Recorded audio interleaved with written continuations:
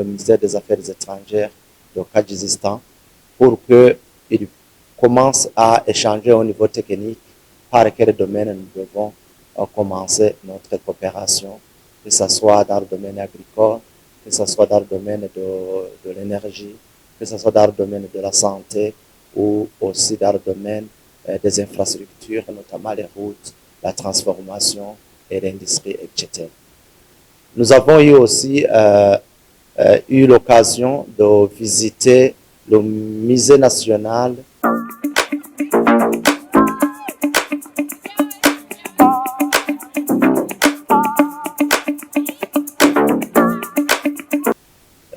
exactement, nous venons de la République de Tadjikistan, dans la capitale de Dushanbe, où nous avons pris part à la 4e conférence de haut niveau sur l'eau et le développement.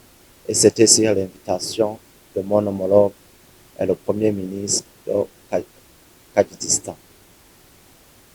Le thème qui était beaucoup plus débattu, comme je l'ai dit, c'était d'évaluer le document stratégique qui a été élaboré et qui est en train d'être mis en œuvre de 2018 à 2028.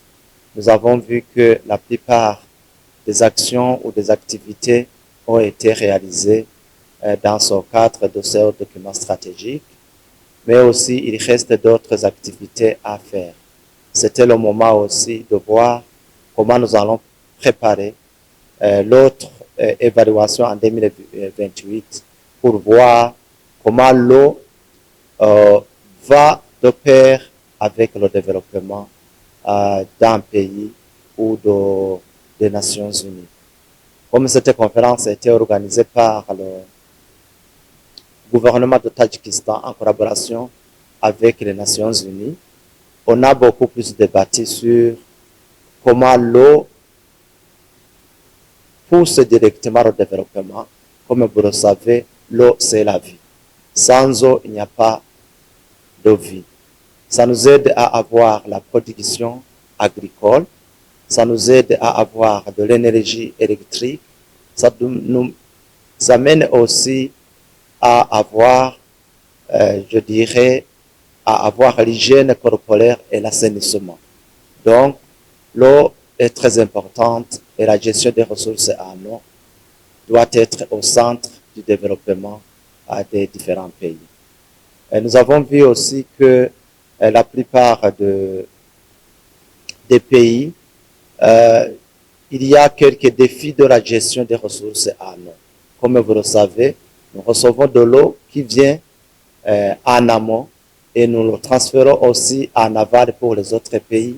Et donc, l'eau doit être partagée. Donc, ça demande donc une gestion, je dirais concertée, une gestion intégrée de l'eau pour que ça puisse promouvoir le développement intégral de tous les pays. À côté de ça, nous avons eu aussi une audience avec mon homologue, le Premier ministre de Kyrgyzstan, où nous avons beaucoup plus échangé sur la coopération entre le Burundi et le pays de Kyrgyzstan. Nous avons vu que pour le moment, nous n'avons pas beaucoup de coopération dans les différents domaines, mais nous avons pris l'option que c'est la coopération accélérée qui commence. C'est pourquoi nous sommes convenus que nous allons mettre des commissions entre le ministère des Affaires étrangères de notre pays, le Burundi, et le ministère des Affaires étrangères du Kyrgyzstan pour qu'ils commencent à échanger au niveau technique par quel domaine nous devons commencer notre coopération, que ce soit dans le domaine agricole, que ce soit dans le domaine de l'énergie, que ce soit dans le domaine de la santé ou aussi dans le domaine des infrastructures, notamment les routes, la transformation et l'industrie, etc. Nous avons eu aussi eu l'occasion de visiter le musée national qui est aussi un musée qui inspire parce que nous avons vu que le peuple kazakhistan a presque la même culture que le peuple burundais.